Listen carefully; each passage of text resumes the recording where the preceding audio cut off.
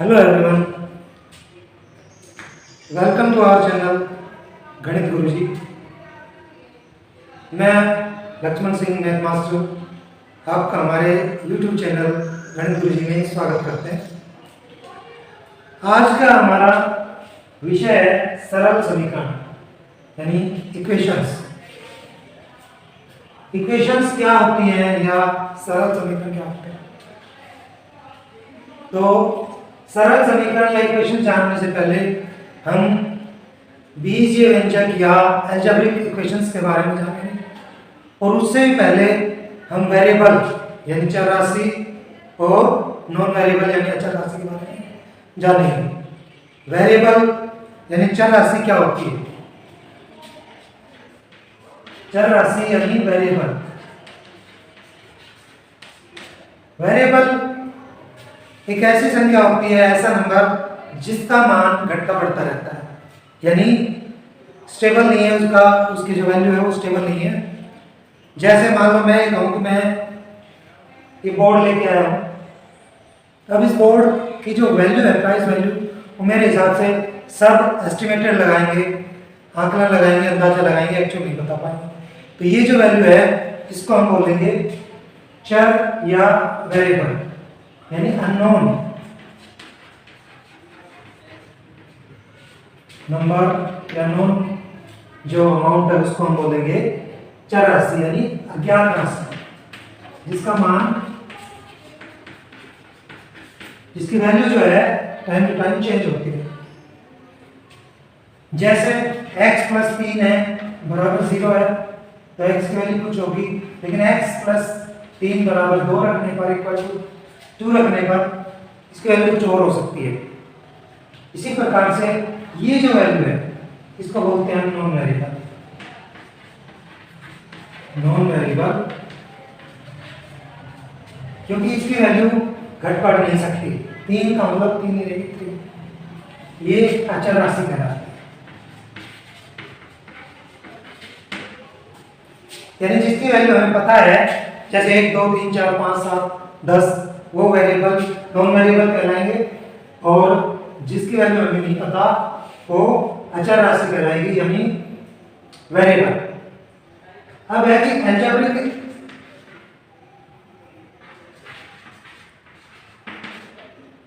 Expression क्या होता है, यानी बीजीय व्यंजक। बीजीय व्यंजक क्या होता है, अलजेब्रिक एक्सप्रेशन, जब हम चर या अचर राशि, चर या अचर राशि पर गणितीय संक्रियाएं लगा देते हैं, यानी मैथमेटिकल एक्सप्रेशन लगा देते हैं, मैथमेटिकल एक्सप्रेशंस लगा देते हैं, यानी मैथमेटिकल ऑपरेशंस लगाते हैं, प्लस माइनस या मल्टीप्लाई या डिवाइड, प्लस माइनस मल्टीप्लाई और डिवाइड लगा देते हैं, तो जो हमें मिलता है उसको हम अलजेब्रिक एक्सप्रेशंस कहते हैं। जैसे x प्लस 3 ये चर राशि है या अचर राशि है और उसमें मैथमेटिकल ऑपरेशन लगा हुआ है प्लस, यानी गणितीय संख्या कौन सी लगी हुई है, जमा की। ठीक है, तो अलजेब्रिक एक्सप्रेशन, ये हमारा अलजेब्रिक एक्सप्रेशन है। इसके बाद है अलजेब्रिक एक्सप्रेशन। अगर हम अलजेब्रिक एक्सप्रेशन को इक्वल टू के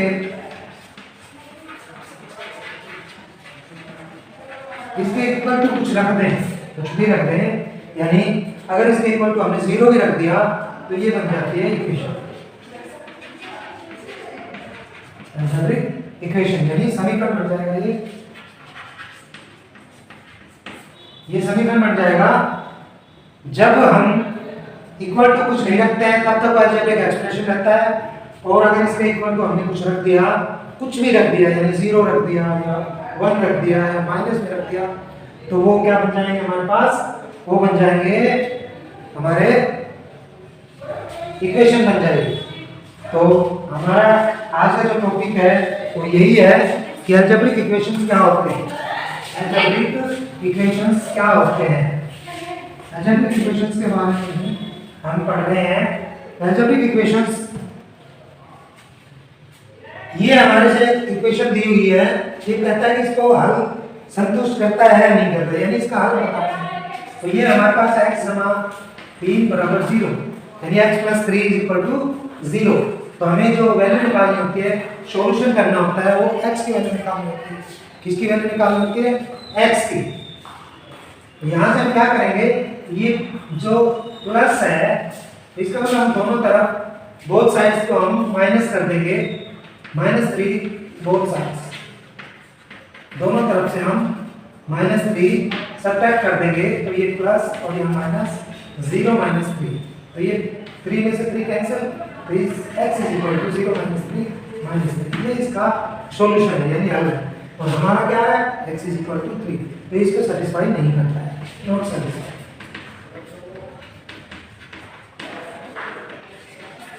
नॉट सेटिस्फाई, संतुष्ट नहीं करता।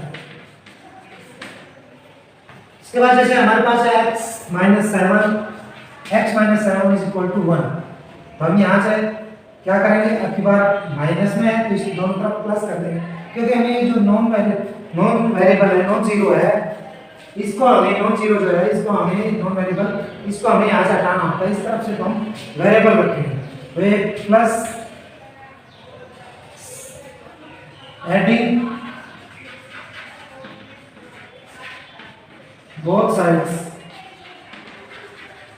7 ऐड कर देंगे हम, तो यहाँ 7 ऐड किया और इधर भी 7 ऐड किया, तो ये 7 से 7 कैंसिल, यानी ये हमारे पास है 8 और ये हमारे पास 8 ही आ रहा है। इसका मतलब ये इसको सेटिस्फाई करता है, सेटिस्फाई यानी संतुष्ट करता है इसको। इसके बाद हमारे पास 4p - 3 = 30। तो सबसे पहले हम इसको हटाएंगे, तो एडिंग बोथ साइड्स 3, यानी 4p - 3 + 3 और ये +3, तो ये इससे कैंसिल हो जाएगा। 4p = 16, p = 16/4, तो ये हमारे पास 4 होगा। हाँ, ये यहाँ से ये अभी आगे चलेंगे हम, इससे पहले अब ये 4 इससे मल्टीप्लाई है तो डिवाइड करेंगे, डिवाइडिंग बोथ साइड, यानी भाग करने पर बोथ साइड्स बाई 4, दोनों तरफ हम 4 से भाग करेंगे, तो 4 इसके बटे कर देंगे, ये भी इसके बटे कर देंगे, तो ये इससे कैंसिल और ये 4, यानी p = 4, और हमारी वैल्यू क्या आ रही है? p = -4, तो इसको सेटिस्फाई नहीं करता है, सेटिस्फाई, नॉट सेटिस्फाई, यानी संतुष्ट नहीं करता। उसके बाद हमारा m/3 = 2, तो m/3 = 2, तो हम क्या करेंगे, अब ये जो डिवाइड हो रहा है, 3 से हम इसको डिवाइड कर रहे हैं, इसलिए मल्टीप्लाई करेंगे, मल्टीप्लाई बोथ साइड्स,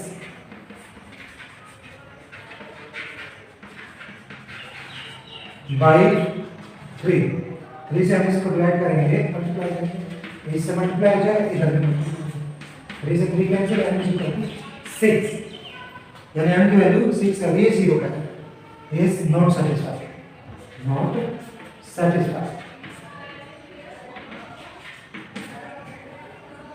ठीक है, ये इसको संतुष्ट नहीं करता है। अभी कहता है इसको हल कीजिए, तो अब हम थोड़ा सिंपल करते हैं, ये थोड़ा सा इससे आगे बढ़ते हैं। पहले तो ये इंटीग्रल मेथड था, अब हम इसको सीधा सॉल्यूशन जैसे हम करेंगे आगे, तो ये प्लस में है तो इसको हम इधर ले जाएंगे, यानी ट्रांसपोज कर देंगे, यानी बराबर के उधर ले जाएंगे। जैसे हमने यहाँ जाता प्लस था तो हमने माइनस ऐड किया, तो हमने इसको ट्रांसपोज करते तभी वही बात होती, तो ट्रांसपोज करेंगे तो ये जो है 2 जो है उधर जाके माइनस हो जाएगा, हम ट्रांसपोज से,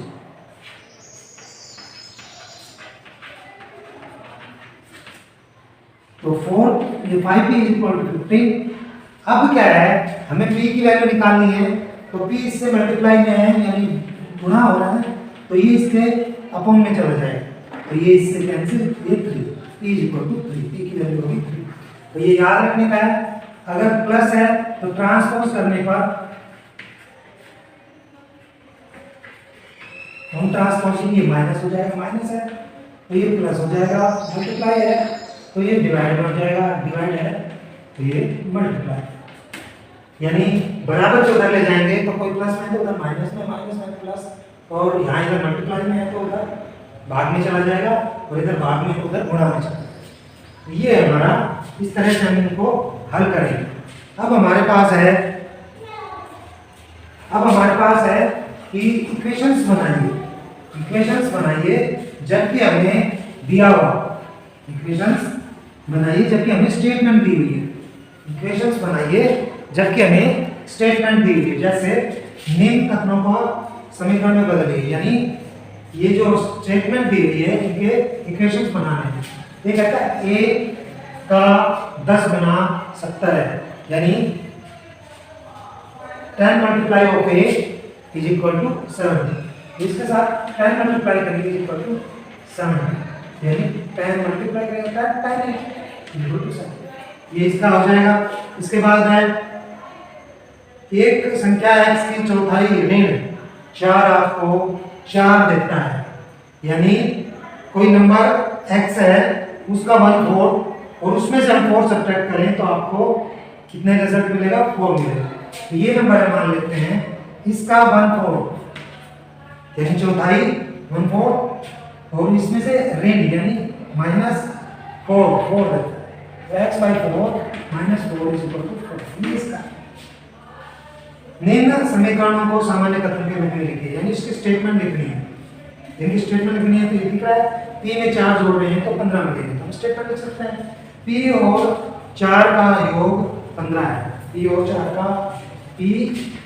और 4 का योग 15 है, यानी sum of p and 4 is 15। Sum of p and 4 is 15। इसके बाद है हमारे पास 4p - 2 इज इक्वल टू 18। ये हमारे पास 4p - 2 इज इक्वल टू 18। तो यहाँ पर हम स्टेटमेंट को लिखेंगे, तो इसका जो स्टेटमेंट आएगा वो आएगा कि p का 4 गुना, p के 4 गुने में से 2 घटाने पर 18 मिलते, यानी इसको हम उसमें लिखेंगे तो इसका स्टेटमेंट होगा 4 टाइम्स ऑफ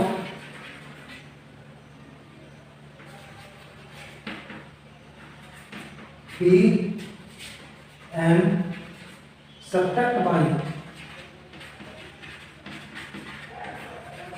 2 gives 80,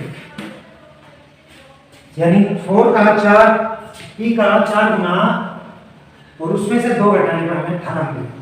उसके बाद है हमारा ये है 3m/5 तो इसको जब हम लिखेंगे तो ये लिखेंगे कि भाई m का 3 गुना और फिर उसका 1/5 भाग हमें 6 देता है,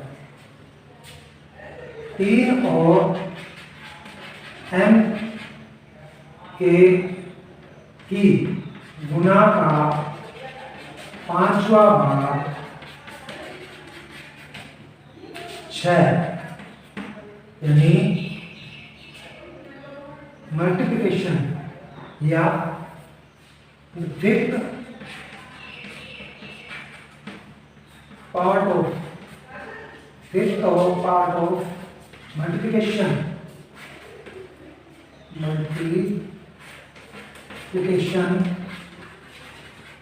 of 3 and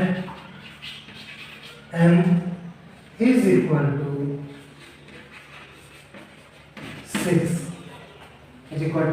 6। उसके बाद फिफ्थ हमारा कि इसके समीकरण बनाइए। लक्ष्मी के पिता की आयु 49 वर्ष है। Father of Lakshmi, age of father of Lakshmi is 49। Age of Lakshmi father is 49। उनकी आयु, लड़की की आयु की 3 गुने से 4 वर्ष अधिक है। His age is 3 times and four modes of 3 times of Lakshmi is. तो इसको हमें बनाना है, तो मान लेते हैं माना लक्ष्मी की age, suppose age of Lakshmi x years, तो उसके फादर की कितनी हो जाएगी, पिता की, then age of father is equal to x plus 49, x plus 49 ये कह रहा है इसके 3 गुने यानी 3 टाइम्स, और उसमें 4 टाइम्स 4 जाता। और अब हमारा जो उसने दिया हुआ है कॉम्बिनेशन, ये भी उसके फादर की एज है और ये भी उसके फादर की एज है, तो ये हमारे पास बन जाएगा, इसका इक्वेशन बन जाएगी, समीकरण बन जाएगा। एक समद्विबाहु त्रिभुज में शीर्ष कोण प्रत्येक आधार कोण का दुगुना होता है, ये समद्विबाहु त्रिभुज है। आइसोस्केलेस ट्रायंगल है, इसके ये जो एंगल है ये बराबर होते हैं, समद्विबाहु त्रिभुज में इक्वल होते हैं ये एंगल। तो ये कहता है जो ये शीर्ष कोण है, ये वर्टेक्स एंगल जो है ये इनका दुगना है। तो हम सपोज कर लेते हैं लेफ्ट, माना आधार कोण यानी बेस एंगल, उसको हम मान लेते हैं x डिग्री, तो शीर्ष कोण कितना हो जाएगा, शीर्ष कोण हो जाएगा 2x, कितना हो जाएगा 2x। यानी उसके बाद हम जानते हैं कि भाई त्रिभुज के तीनों कोणों का योग 180 होता है, sum of angles of a triangle is 180। तो ये x, ये भी x और ये 2x, यानी x plus 2x is equal to 180। ये हमारे पास 4x हो गए और इसे 1। ये हमारी स्टेटमेंट से जो स्टेटमेंट दी हुई उससे हमारी इक्वेशन बन जाएगी। आशा है क्वेश्चन समझ आएंगे, जब ये इक्वेशन समझ आएगी तो सॉल्यूशन करना भी समझ आएगा। अगर वीडियो बढ़िया लगा हो तो लाइक और शेयर कीजिए ताकि और बढ़िया टॉपिक्स आपको समझने में आसान